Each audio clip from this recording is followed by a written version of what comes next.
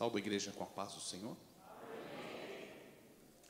Vamos ainda de pé, aproveitar para lermos o texto, né, dessa festividade, desse congresso, essa igreja linda, a qual eu tenho a oportunidade de pela primeira vez estar aqui. Filipenses, capítulo de número 3, verso de número 20. Epístola aos Filipenses, capítulo de número 3, verso de número 20.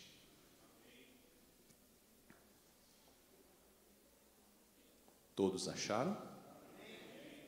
Olha o que diz a palavra do Senhor. Mas a nossa cidade está nos céus, donde também esperamos o Salvador, o Senhor Jesus Cristo, e todos nós digamos amém. Os irmãos podem tomar o assento. Dentro desse versículo, a direção da igreja escolheu um tema: até que ele venha. Antes de introduzirmos o texto, quero agradecer ao pastor presidente, pastor Marco, pela honra de poder estar ministrando aqui. Muito obrigado, pastor, né? O senhor é uma bênção, nos conhecemos há um tempo e o senhor sabe que a minha família, tanto a igreja que nós estamos, né, nós estamos lá também adorando a Jesus e temos o senhor como um grande líder. O nosso muito obrigado. Também ao pastor Paulo, pastor vice-presidente, quero aqui também dar meus agradecimentos, um grande amigo, né? E eu tenho certeza que estamos aguardando também até que ele venha. Quando olhamos esse texto, nós vemos que o apóstolo Paulo, inspirado pelo Espírito Santo, escreve essa carta aos irmãos em Filipos, direcionada aos obreiros, bispos e diáconos. Quando olhamos esse texto, nós olhamos esse capítulo de número 3, Paulo nos orienta a nos guardarmos dos maus obreiros e a cultivar os frutos do Espírito. Esta é uma doutrina para a igreja aguardar a vinda de Jesus. Quando falamos nesse tema, esse é um tema que o nosso coração enche de alegria. A vinda do Senhor. Nós aceitamos a Cristo, nós começamos a caminhar na caminhada cristã. E o alvo de todo cristão é um dia encontrar com o nosso Senhor e Salvador Jesus Cristo. Então, nós estamos olhando dentro das Sagradas Escrituras que esse dia muito se aproxima. Quando olhamos para os evangelhos, nós vemos Jesus falar sobre esse assunto. E Jesus fala desse assunto de uma forma muito clara.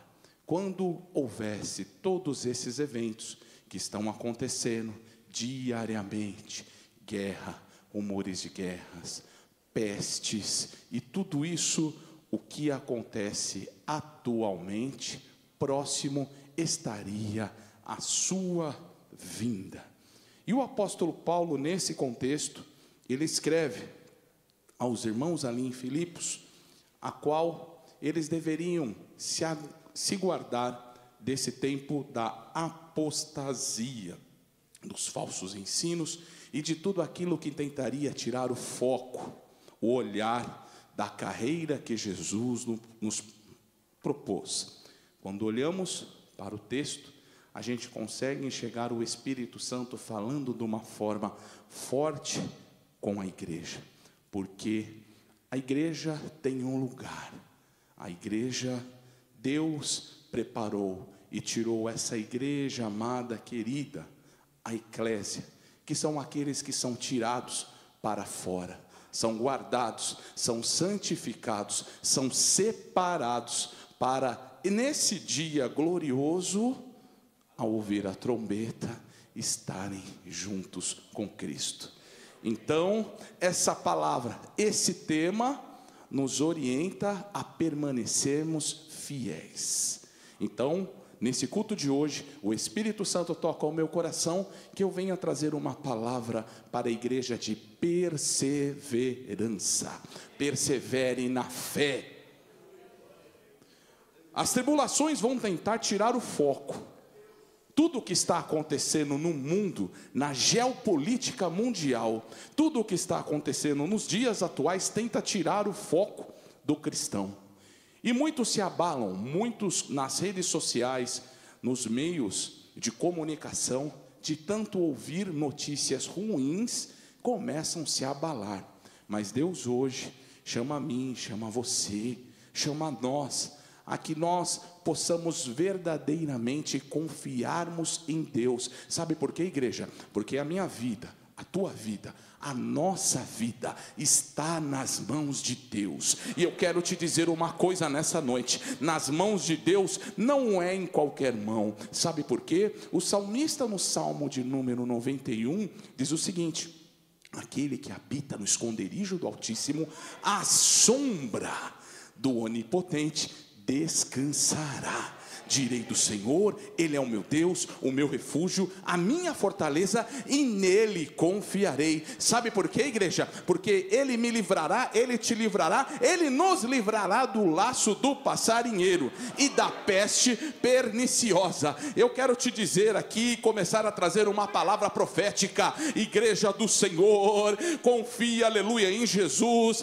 que o mundo talvez esteja caminhando para dias ruins, mas tem uma promessa do Senhor Jesus para mim e para você. Qual é essa promessa, pastor Ricardo? É que Jesus irá nos guardar. O mundo, aleluia, jaz no maligno, mas a igreja, que é nação, aleluia, santa, eleita por Deus, sacerdócio real, foi comprado e lavado no sangue de Jesus, e nela, aleluia, o inimigo não toca. Fica tranquilo, meu irmão, fica tranquila, minha irmã. Talvez parece que a economia está entrando em colapso, o mundo, aleluia, está tomando proporções e situações em que muitas pessoas começam a coçar a cabeça, mas Deus, aleluia, nos diz nessa noite: Ele guarda a sua igreja, Ele com as suas mãos poderosas nos coloca, aleluia, à sua sombra, e na sombra do Onipotente há descanso, a paz, a guarida, a fortaleza. Então permaneça em Cristo, porque Ele logo vem, aleluia, buscar a sua igreja. Jesus, em São João, no capítulo de número 14, verso de número 6, Ele fala comigo e com você, conforme o tema desse congresso. Quando olhamos para Jesus, nós vemos Ele falar que é para que nós, a sua igreja, não turbemos o nosso coração, que nós viéssemos a crer em Deus e crer também no seu Filho amado. Sabe por quê? Porque nos céus há muitas moradas, e se não fosse assim, Ele não nos teria dito que iria nos preparar lugar. E olha o que a palavra de Deus nos diz: se Ele for e nos preparar lugar, Ele virá outra vez, para que nós estejamos com Ele aonde Ele está. Toda vez que eu leio esse texto, o Espírito Santo fala no meu coração: meu filho, permanece, continua. Meu filho, as lutas são grandes, mas tem de bom ânimo. Jesus fala ao meu coração: eu venci o mundo. E eu quero te dizer, aleluia, nessa noite, não pare, aleluia. Deus manda dizer para você: não turbe o vosso coração. Sabe por quê? Ele venceu e você também vencerá. A vitória não é para aquele que no passado creu, mas abandonou, ou até aquele que crê, mas daqui a pouquinho, diante das provas, vai deixar, mas aquele que persevera até o fim. A vitória do cristão está no fim. Nós temos que perseverar. A palavra, aleluia, que Deus coloca no meu coração, que eu quero compartilhar com a amada igreja, é: perseverança. A vitória dos santos está na perseverança. Muitas são as batalhas em meio à família, muitas são as batalhas em meio ao trabalho, muitas são as batalhas da nossa sociedade.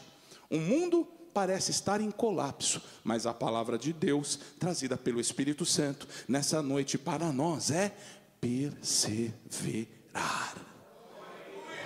Não olhe para o seu lado direito, não olhe para o seu lado esquerdo.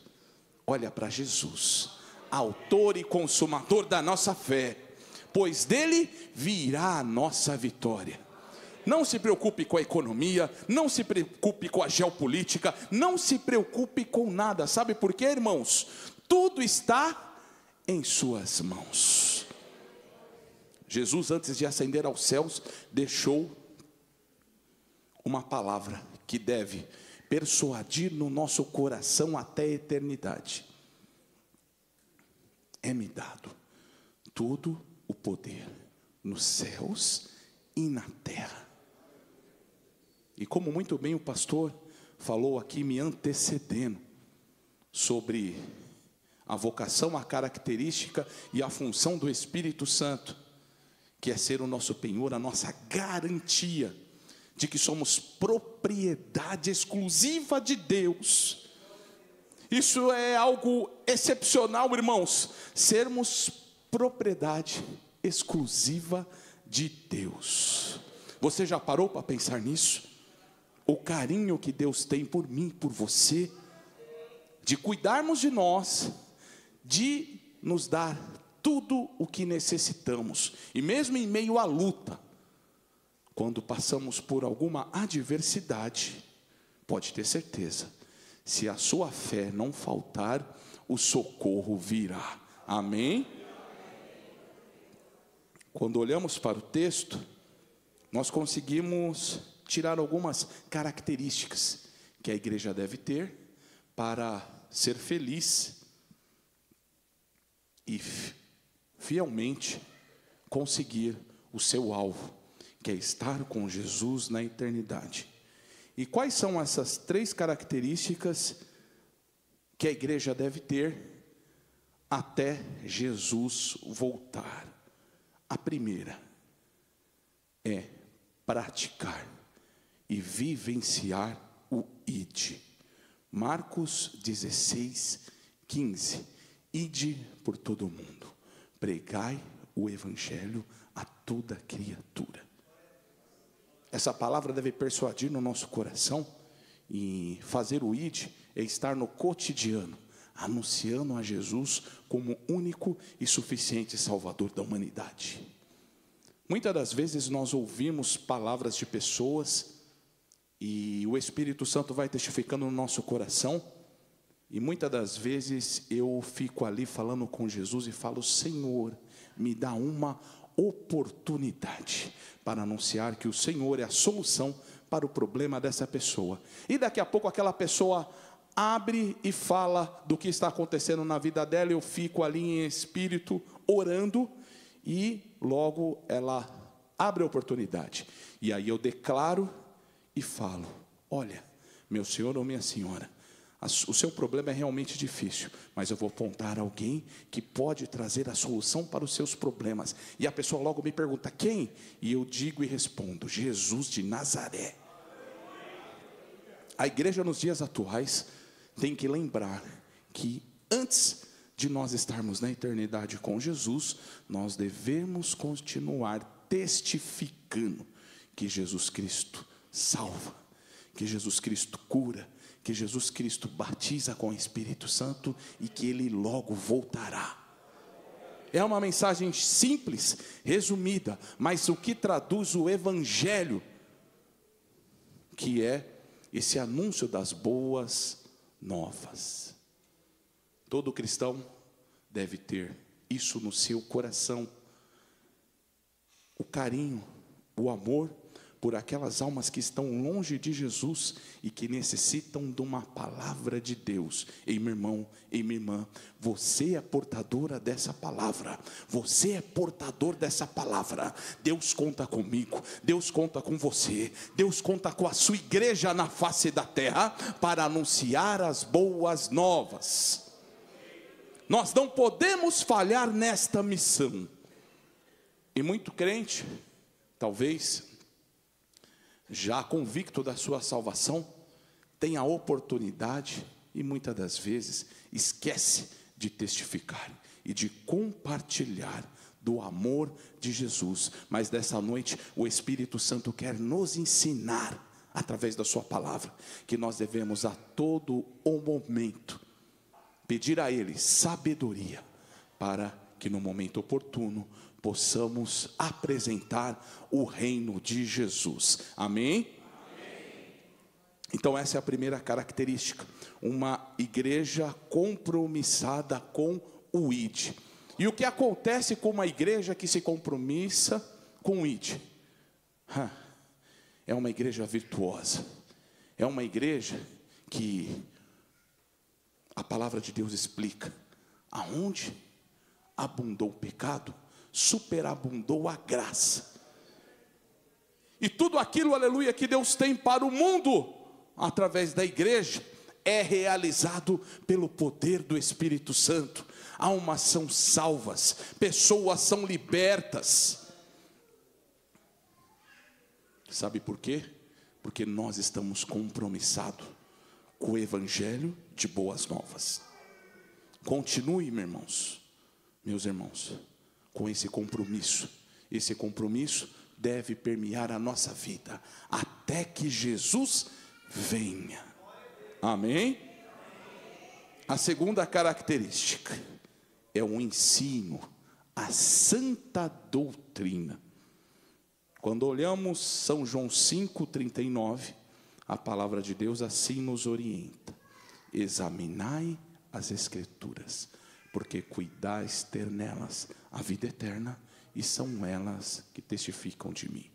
Jesus Cristo ensinando aos crentes que o crente que quer ter, primeiro, maturidade, segundo, conhecimento de Jesus, e terceiro, capacidade de vencer o mundo, ele deve examinar a Bíblia.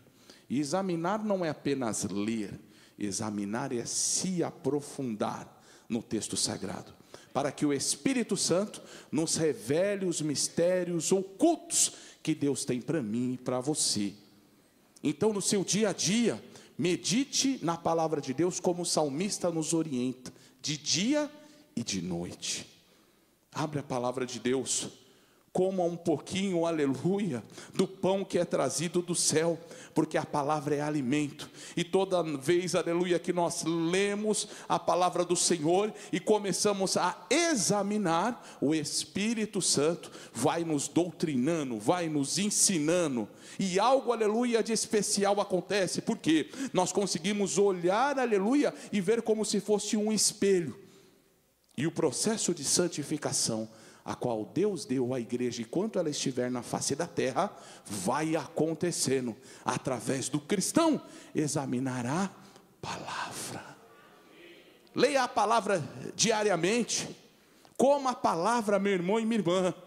E quando, aleluia, você tiver alguma dúvida, dobre os seus joelhos, o Espírito Santo vai te dar discernimento. E não esqueça de vir para a igreja, porque Deus tem levantado aqui pastores, mestres, profetas, ao qual a luz da palavra vai te trazer ensino, vai te trazer alimento. Amém? Amém. Seja comprometido com a volta de Jesus, pois dos últimos dias esse é o tema que Deus toca a sua igreja, até que Ele venha. Quando olhamos para a Bíblia, que é o nosso espelho, ela nos mostra alguns exemplos, aos quais o Espírito Santo nessa noite nos ensina. Por exemplo, um exemplo de obediência. E o cristão sem obediência não é cristão. Não entendi, pastor Ricardo, vou repetir. O cristão que não obedece, ele não é cristão. Jesus, revelando esse assunto, falou que quem é da família dele, obedece a sua palavra. Então o cristão só é cristão, porque ele obedece às palavras de Jesus. E nós vemos no Antigo Testamento, um jovem que nasceu e morreu, crendo que esse Messias viria, e que é um tipo no Antigo Testamento de Cristo, chamado José. José foi um grande exemplo de obediência. E assim nós devemos ser também, irmãos. Nós sabemos que nesse mundo nós seremos provados. E a prova, ela é a forma com que Deus tem de fazer com que nós possamos crescer na estatura e chegar até a estatura de varão perfeito. O crente aqui na terra, ele deve a cada dia crescer na graça e no conhecimento. E as batalhas, as provas que nos são colocados, por permissão de Deus, assim o são, para que nós possamos crescer na graça e no conhecimento.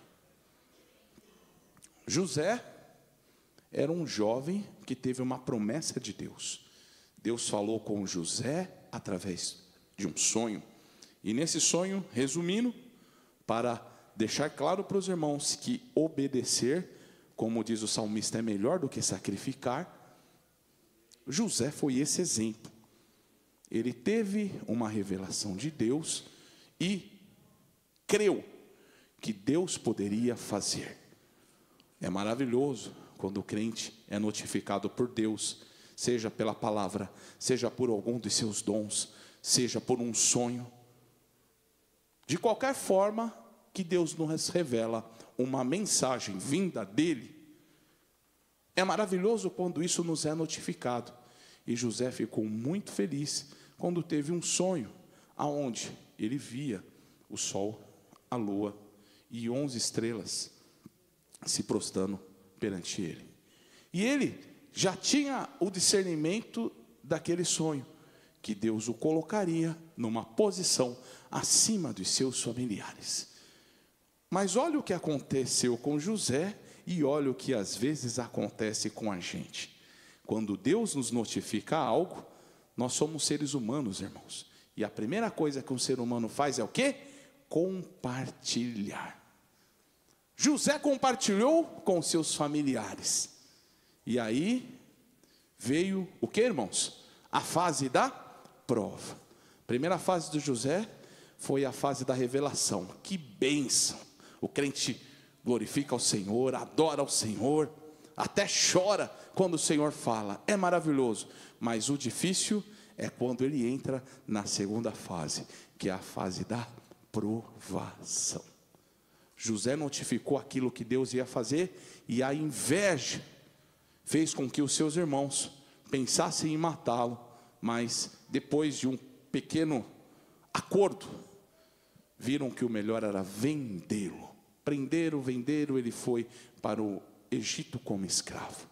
Mas Deus, que não deixa cair as suas promessas, e eu quero notificar isso a você, meu irmão e minha irmã, as promessas de Deus na sua vida vão se cumprir. Amém? Você pode dar um glória a Deus por isso? Eu vou repetir. As promessas de Deus na sua vida irão se cumprir uma a uma. Adore a Deus, aleluia, bem alto, e diga aleluia, aumentando a sua fé. Eu creio, Senhor, que as suas promessas irão se cumprir na minha vida. Essa palavra irá se cumprir. Você, aleluia, vai adorar a Jesus, vai pedir, aleluia, ao seu líder uma oportunidade, talvez um dia, para testificar que Jesus faz, que Jesus foi, que Ele é e que Ele sempre será. e que a sua palavra não volta atrás e muito menos volta vazia. Então José, fechando aqui o nosso exemplo de obediência, foi provado, foi levado como escravo, e como escravo teve uma grande provação. Uma mulher olha para aquele menino, um menino bonito, vistoso, e tenta contra a sua santidade. Mas José, que era temente a Deus, ele sabia, ele tinha guardado no seu coração os ensinamentos que ele tinha do seu pai Jacó, a qual o Deus Todo-Poderoso tinha lhe dado. Então, quando ele recebe aquele convite, ele declina aquela mulher. Jamais eu faria isso, senhora. Sabe por quê? Primeiramente, eu temo a Deus que está no céu. E depois, eu temo o Senhor que colocou essa casa sobre a minha gestão. E o que José fez, irmãos? Para não deixar a carne fazer com que ele caísse, ele correu. E aí fica uma lição para nós: fuja da aparência do mal. Resistir ao diabo você tem que resistir, falar não. Mas quando você vê uma situação que vai te embaraçar e que talvez faça você cair, faça como José, fuja. E assim José fez. E aí veio o quê? Algo chamado calúnia. É um crime, né? Isso é tipificado do nosso Código Penal. E também, assim não era naquela sociedade egípcia. Mas, através dessa calúnia, José foi parar no calabouço. Mas a promessa de Deus não volta atrás. A promessa de Deus se cumpre. Deus é fiel. E mesmo lá no calabouço, a Bíblia relata, no livro de Gênesis, que tudo o que José fazia, prosperava. Esse é o sinal do homem e da mulher de Deus. Tudo o que você fazer, mesmo na prova, tem que testificar que você é homem, que você é mulher de Deus. Então, finalizando, surgem os homens que têm os sonhos, e José define os dois sonhos, resumindo, dizendo: olha, um de vocês dois voltaram a servir Faraó, só que um vai morrer, e o outro continuará servindo. Eu só peço uma coisa: não esqueça de mim quando estiver lá. E assim se deu, e assim se cumpriu. Passou-se um tempo, um aprontou algo, e Faraó mandou ceifar a vida dele. E o outro, quando o Faraó teve um sonho, perturbou ele chamou todos os seus astrólogos, todos os seus sábios, e ninguém conseguia decifrar. Aí ele lembrou que tinha um jovem na cadeia que decifrava sonhos. Esse jovem então é trazido na presença de Faraó, e chega à terceira fase da promessa de Deus na vida de José. Qual é essa fase, pastor Ricardo? A fase da exaltação. Deus manda te dizer nessa noite: está chegando a fase da exaltação na sua vida. Toma posse, aleluia, dessa palavra. Essa palavra é uma palavra profética. Deus, aleluia, depois da prova, vai exaltar, aleluia, crente na face da terra. Não para que o seu nome seja exaltado ou glorificado, mas para que o nome de Jesus, aleluia, todos saibam que existe uma igreja na terra que está o aguardando, aleluia, e que ele logo vem buscar a sua igreja. Amém? Então aguarde, está chegando a sua vitória, meu irmão, está chegando a sua vitória, minha irmã. Sabe por quê? Deus colocará um tempo de exaltação na sua vida, para que o nome de Jesus seja glorificado. Então chega ali, o Faraó notifica o sonho, José interpreta, resumindo para fechar. Eis então que há a pergunta. Faraó pergunta para José: e agora, o que é que eu faço? Agora eu sei que as 7 vacas magras significam um tempo de angústia e de fome que vai passar o Egito. E as 7 vacas gordas são um tempo de abundância, que primeiro vai se suceder. 7 anos primeiro de abundância e depois 7 anos de miséria. E aí José fala: então, Faraó, levante, um grande gestor, um administrador, para que no tempo de bonança possa fazer com que o povo guarde e no tempo de miséria não haja fome sobre o Egito. E aí, irmãos, se cumpre na vida do cristão, na vida do crente que é obediente à promessa de Deus. Então o faraó vai tirar um dos seus anéis, manda trazer uma túnica nova e nomeia José governador do Egito. Os irmãos entenderam a promessa de Deus para você nessa noite? Vocês estão entendendo o que Deus fala comigo e com você nessa noite? Deus, aleluia, vai cumprir as suas promessas uma a uma. Deus prometeu, aleluia, e o mesmo Deus que prometeu é o Deus que cumpre. Então adore a Deus essa noite, porque Ele diz pela sua palavra, o tempo, aleluia, dele cumprir a promessa na sua vida está chegando. José foi um exemplo de obediência. Siga esse exemplo, pois esse exemplo nada mais é do que uma caricatura do que Jesus faria por mim e por você na cruz do Calvário. Amém, irmãos? Essa é uma palavra cristocêntrica, onde Jesus, Ele está no meio.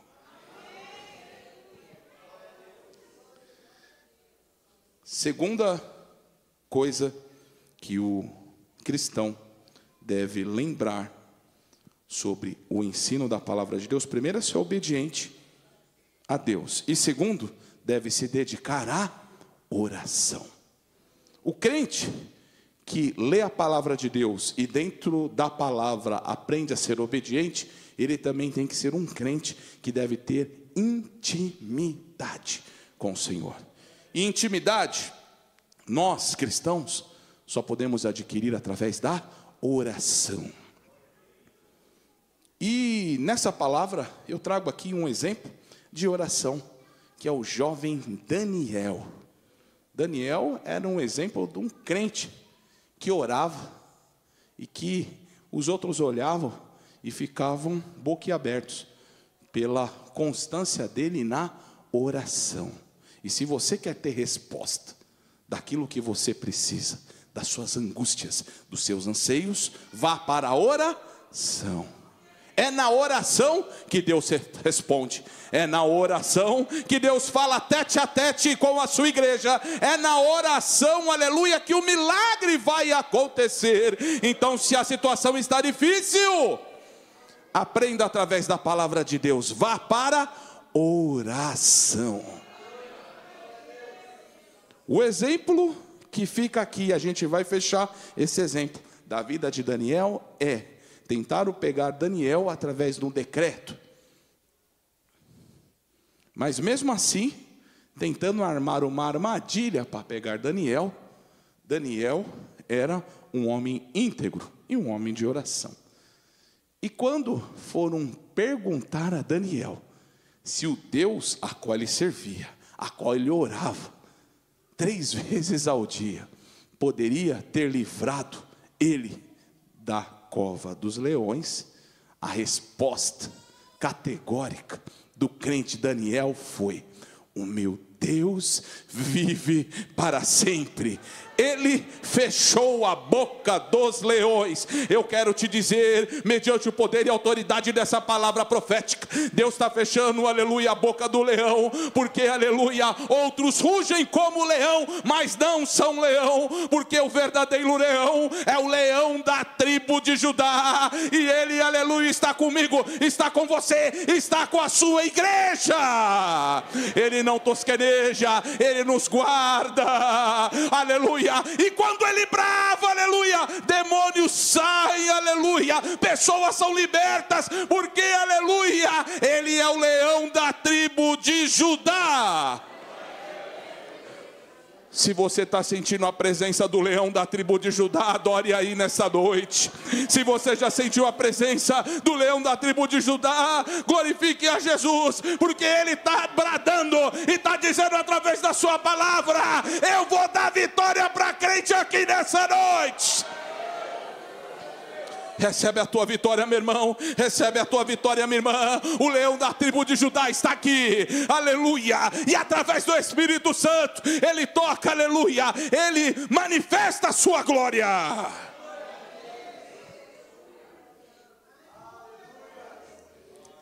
E a terceira característica. A primeira é uma igreja que cumpre o ID. A segunda é uma igreja compromissada com a palavra, com o ensino, com a doutrina, na qual nós demos 2 exemplos, um exemplo de obediência e um exemplo de dedicação à oração. Agora, a terceira característica de uma igreja que está aguardando Jesus vir a qualquer momento, é uma igreja adoradora. Adorar está no nosso DNA, irmãos. Eu vou repetir. Adorar está no DNA da igreja. Deus manifesta a sua glória através da adoração. A adoração toca o coração de Deus. E quando Deus está no seu trono magnífico, aleluia, e Ele começa a contemplar o seu povo na terra, o adorando, é como, aleluia, o cheiro do incenso suave, aleluia, que vai, aleluia, chegando às narinas de Deus. E Deus, aleluia, se levanta para abençoar o seu povo. Eu quero te dizer, seja um crente adorador. Davi é um exemplo do crente adorador. Deus escolhe Davi e dá algumas características a ele. Deus o chama de um homem segundo o meu coração. Davi errou, como todos nós erramos, mas Davi tinha uma característica especial. Ele era um homem segundo o coração de Deus. Pastor Ricardo, eu não entendi. Eu queria entender melhor. Por que Davi era chamado dessa forma? Davi tinha algumas características que eu e você, como igreja do Senhor, devemos ter. Quais são essas características? Primeiro, Davi era temente a Deus. E todo crente que é temente a Deus, ele, no momento bom, no momento ruim, no momento de bênção, mas no momento também de adversidade, de tribulação, de tristeza, sabe o que ele faz? Ele adora o Senhor, porque ele é compromissado com a adoração. E ele não adora o Senhor pedindo uma bênção. Não. Ele adora o Senhor, sabe por quê? Porque ele sabe que Deus é, aleluia, e que Deus merece, aleluia, vivendo ou morrendo. De qualquer forma, Deus merece a nossa adoração.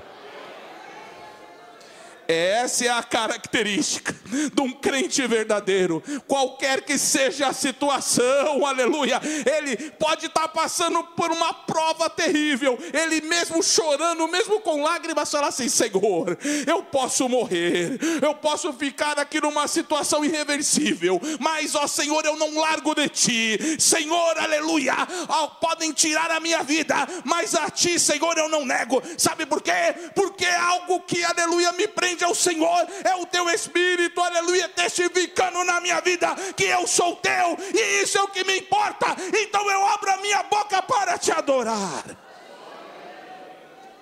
Se você é um desse crente, se você é uma dessas, adore a Jesus agora. Eu coloco aqui uma aspas dessa pregação para deixar você adorar à vontade, porque o crente, aleluia, ele tem que ter esse compromisso. A igreja do Senhor que está aguardando Jesus voltar tem que ser adoradora. Muitos não sentem a presença de Deus porque deixam de adorar. E o inimigo das nossas almas, sabendo disso, ele tem tentado muitas das vezes desviar a adoração e chamar a adoração para si.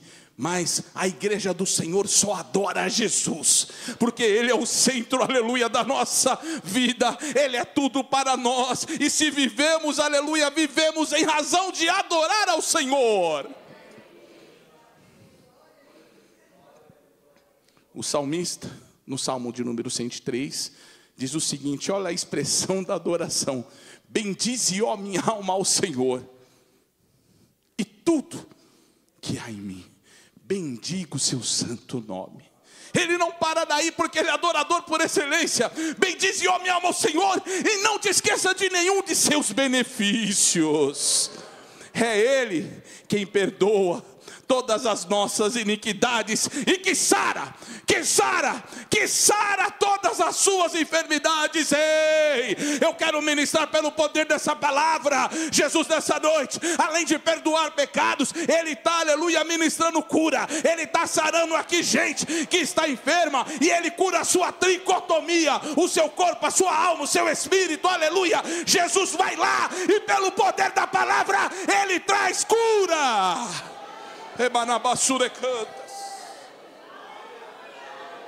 Se você crê num Jesus que cura, adora Ele aí. Se você crê, aleluia, num Jesus que faz maravilhas, adora Ele aí. Se você crê, aleluia, que Jesus é digno de toda honra, toda glória e todo louvor, adora Ele aí. Oh, que maravilhoso é sentir a presença de Deus. Sentir, aleluia, a presença de Jesus em nosso meio. E a igreja do Senhor é uma igreja triunfante. Não há nada que faz essa igreja parar. Não há nada que pode fazer essa igreja parar. Sabe por quê? Porque ela, aleluia, é a igreja do Deus vivo, do Deus todo-poderoso, do Deus que fez os céus e a terra. Chegou aqui o momento final dessa mensagem, então eu encerro ela dizendo: adore a Jesus até que Ele venha.